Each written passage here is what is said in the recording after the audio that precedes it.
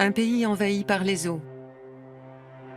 Depuis quelques années, le Bangladesh, peuplé de 164 millions d'habitants, affronte en première ligne les dérèglements climatiques. Cyclones, raz-de-marée et inondations se multiplient. Les maisons, les usines, les ateliers sont régulièrement sous l'eau.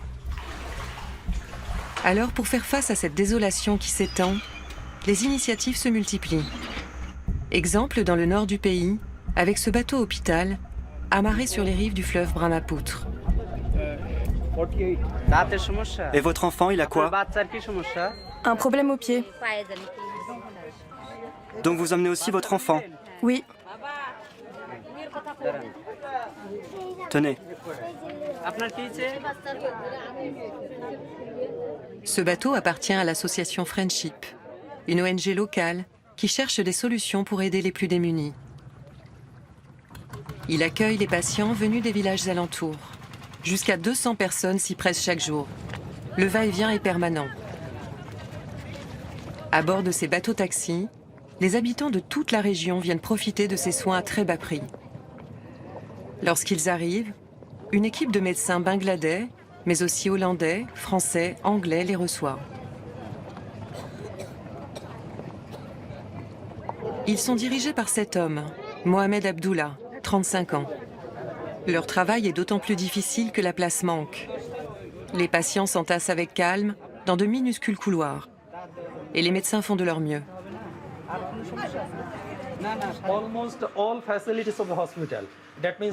On trouve presque tous les services d'un hôpital. On a des salles d'attente, des chambres, des salles d'opération pour les opérations ophtalmologiques, les opérations chirurgicales et un service de gynécologie. Tout est réuni dans cet espace très petit.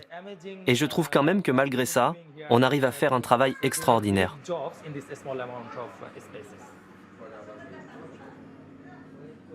Deux salles d'opération enchaînent les interventions 24 heures sur 24, jusqu'à 70 par jour.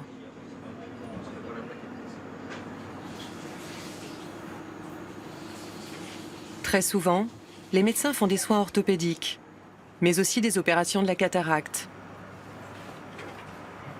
ou des consultations plus classiques. Il suffit de s'approcher du rivage pour comprendre que les bords du fleuve ne sont pas solides. La terre, très sablonneuse, résiste mal aux assauts de l'eau. Un courant violent, et voilà ce qu'il se passe. Ici, par exemple, en quelques années, le rivage a reculé de 5 km. Comme vous pouvez le voir, le fleuve érode la terre. Toute cette terre est emportée par le fleuve. Mais compte tenu de la situation géographique ici, ce qui disparaît à un endroit réapparaît ailleurs.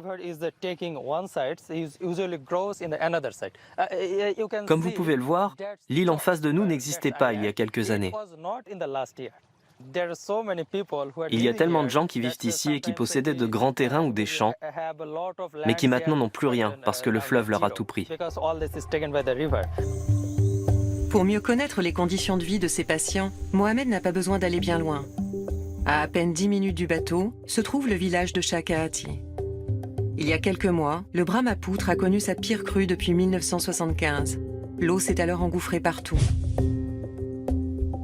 Dans ce village, Friendship possède un dispensaire qui lui aussi avait été inondé. Aujourd'hui, il est enfin de nouveau en fonctionnement. Bonjour, comment allez-vous? Ça va. Ça va et vous? Oui, ça va. Mohamed sait que les soins passent aussi par l'écoute. Les villageois ont besoin de raconter ce qui leur arrive. Racontez-moi, comment ça s'est passé? Avez-vous souffert? Ça a commencé en pleine nuit, à minuit. Non, plutôt vers 2 heures. Oui, ok, vers 2 heures du matin. Je suis sortie pour regarder et j'ai vu que ça arrivait de très loin. C'est arrivé jusqu'à nos maisons et ça faisait un bruit énorme, un bruit de claquement, comme ça, clac, clac. Et tout ce qu'il y avait à l'extérieur devant les maisons a été complètement balayé, totalement emporté. Et puis boum, c'était terminé. Depuis cette épreuve, Morzina a déménagé. Elle habite désormais sur les hauteurs du village. Comme toutes les familles ici, elle cherche des solutions pour affronter la prochaine inondation. On a eu beaucoup de pertes, beaucoup de choses ont disparu. Notre maison a été détruite. Toutes les affaires qu'on avait ont été emportées par les eaux. Pourquoi elles mettent de la terre ici? On surélève le sol pour qu'il soit plus haut que le niveau de l'eau pendant les inondations. Qu'est-ce que vous allez construire dessus? On va faire un potager pour faire pousser des épinards et des légumes. Et donc vous le construisez en hauteur pour que l'eau ne l'atteigne pas, c'est ça? Oui, voilà, c'est ça.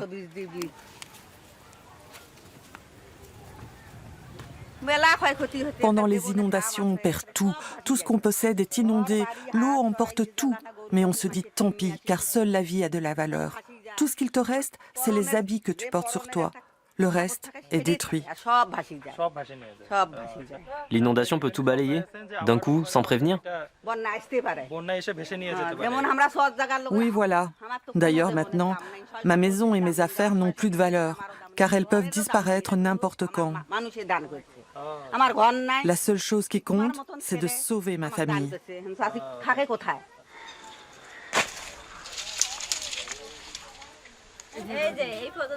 L'eau est arrivée très vite. Jusqu'où? Ah, jusque-là, d'accord. Et qu'avez-vous fait pour vous adapter? Vous pouvez me montrer?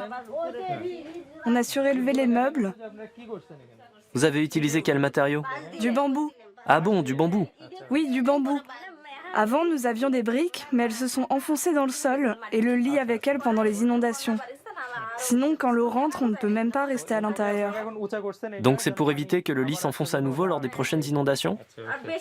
Oui, et puis quand il y a trop d'eau, on est obligé de trouver refuge autre part. Bien entendu, les efforts de ces villageois semblent dérisoires face à ces inondations de plus en plus dévastatrices. Même l'État, l'un des plus pauvres du monde, ne peut pas faire grand-chose. Alors ce sont aussi des privés qui se mobilisent. Le bateau hôpital a été créé par une femme, Runa Khan. Issue de la grande bourgeoisie locale, elle a mis son argent, son réseau et son visage au service des plus pauvres. Son engagement l'a rendue célèbre. Elle est devenue l'une des figures du Bangladesh. Un bon moyen pour elle d'attirer les financements, souvent d'origines étrangères.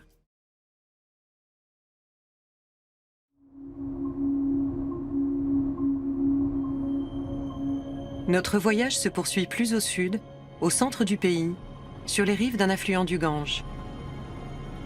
Là aussi, l'eau envahit la terre. D'ici quelques années, les scientifiques estiment qu'au moins un quart du Bangladesh sera en permanence inondé. Plus de 40 millions de personnes seront contraintes de migrer vers des terres plus en hauteur. Face au bouleversement climatique, Mohamed Rezwan, un architecte de formation, a aussi décidé d'agir. Depuis 2002, grâce là aussi à des fonds étrangers, il construit des écoles flottantes. 111 sont opérationnelles, 34 sont en construction. Bonjour, comment allez-vous? Bien! Qu'est-ce que vous étudiez aujourd'hui? Des maths! Bon, on va voir où vous en êtes en maths.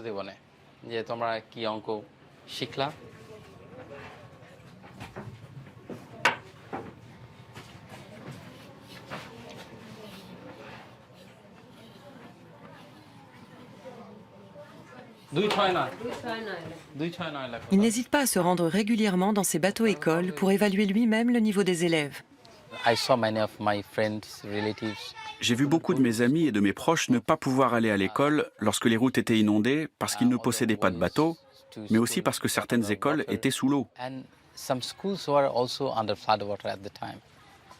Et depuis cette époque, j'ai toujours voulu faire quelque chose. Alors, j'ai étudié l'architecture, mais je ne peux pas construire des structures sur terre ou des écoles en dur ici, sinon elles vont finir sous l'eau. Donc la seule solution était de construire sur l'eau.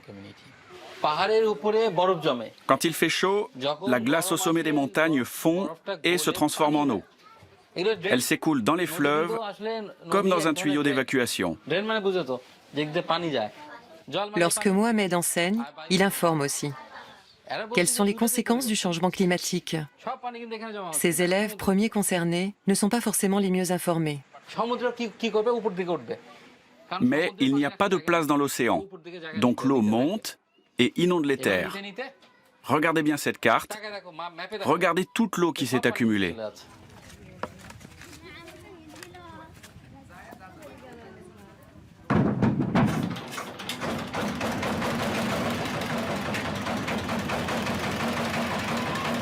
Une fois les cours terminés, le bateau se transforme en bus scolaire. Il dépose les élèves près de leur maison.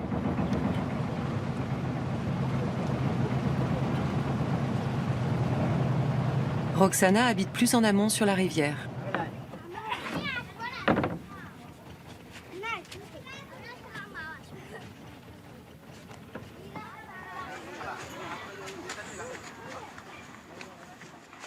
Lorsqu'elle rentre chez elle, elle rejoint sa mère qui l'attend pour préparer le repas du soir.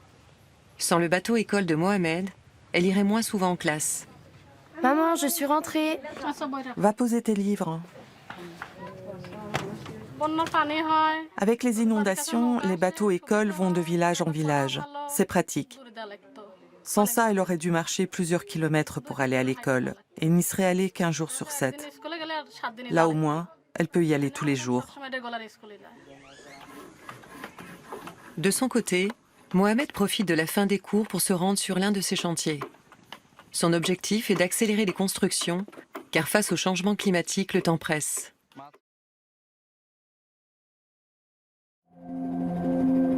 Nous quittons désormais le Gange et ses bateaux-écoles pour nous rendre à l'extrême sud du pays. Cette région, Chatkira, est proche de la mer. Régulièrement, l'eau salée envahit les rizières, détruisant les cultures. Depuis ces dernières années, les tempêtes se multiplient, menaçant la vie d'habitants encore meurtris par le cyclone Aïla. Tout le monde a eu peur. Les gens qui vivaient de l'autre côté de la rive n'ont pas pu traverser et sont morts. Ils étaient des milliers à vouloir traverser. J'ai même vu une femme qui est morte en essayant de traverser avec son enfant dans les bras. Il y a eu des centaines de morts. On a tous eu très peur et on s'est demandé comment est-ce qu'on allait survivre à ça.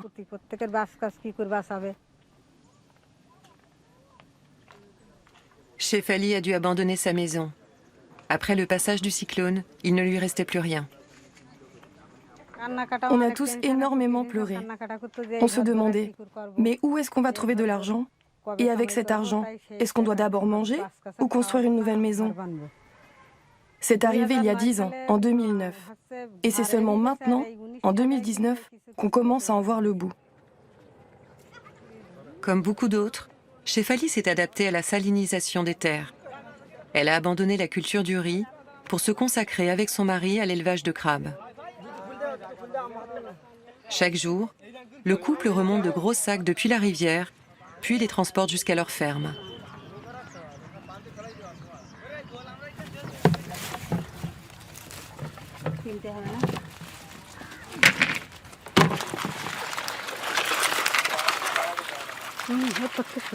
Les crabes sont capturés dans la mangrove, puis engraissés dans ces petites cages avant d'être revendus sur le marché.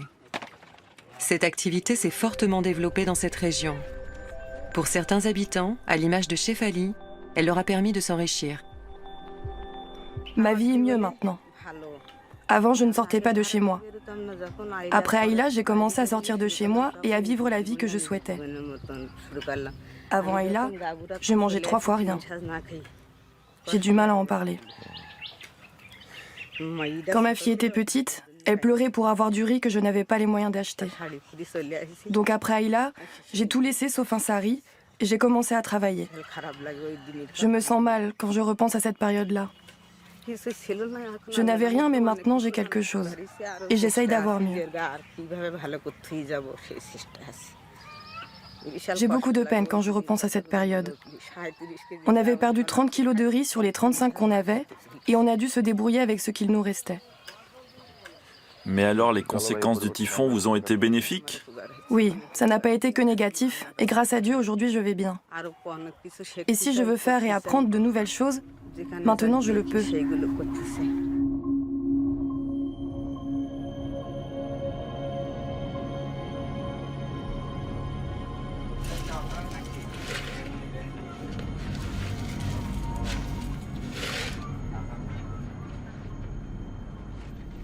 10 ans après le cyclone Aïla, Shefali possède désormais sa propre maison. Elle fait partie de la chambre de commerce locale. Elle reçoit des récompenses pour son entreprise de crabes. Mais elle regrette, tout comme son mari, le temps où l'eau douce permettait une vie plus autonome.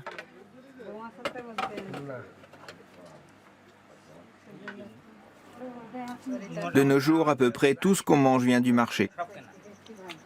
Même l'eau, on va l'acheter au marché maintenant. Avant, on cultivait notre propre riz, c'était mieux. On mangeait nos propres récoltes. Des fois, il y a des problèmes avec le riz du marché, comme des pierres, des saletés ou du riz mouillé. On ne peut pas toujours manger du bon riz.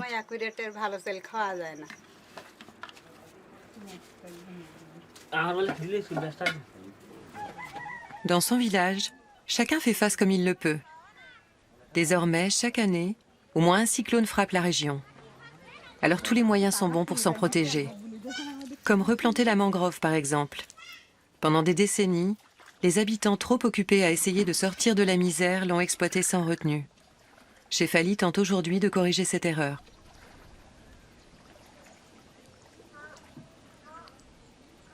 C'est vrai, ma vie s'est améliorée grâce au changement climatique.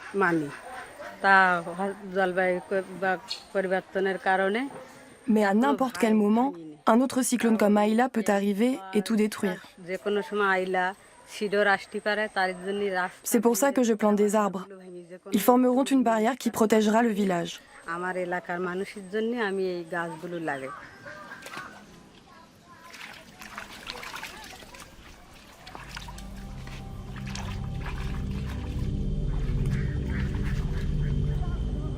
Bien entendu, si les eaux continuent à monter et si les cyclones s'intensifient, les habitants de cette région ne pourront plus faire face. Ils devront alors partir, mais pour aller où? Shefali vit à quelques kilomètres de la frontière avec l'Inde. Cette dernière se matérialise par un mur de grillage et de barbelés long de 3200 km, presque invisible dans la végétation tropicale. Une frontière discrète, mais infranchissable, voulue et construite par les Indiens. Si on essaye de passer de l'autre côté, on se fait arrêter. Ici, on se trouve dans une zone exposée au cyclone et à la montée des eaux, qui détruisent tout sur leur passage. Mais où est-ce qu'on peut aller?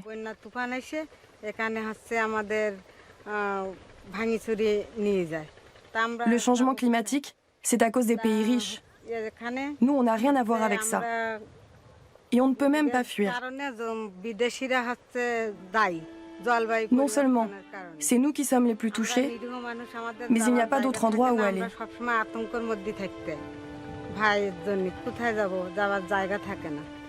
Dans mon village, beaucoup de gens sont morts. Et c'est pour ça qu'on est venu ici. Mais là, on est coincé.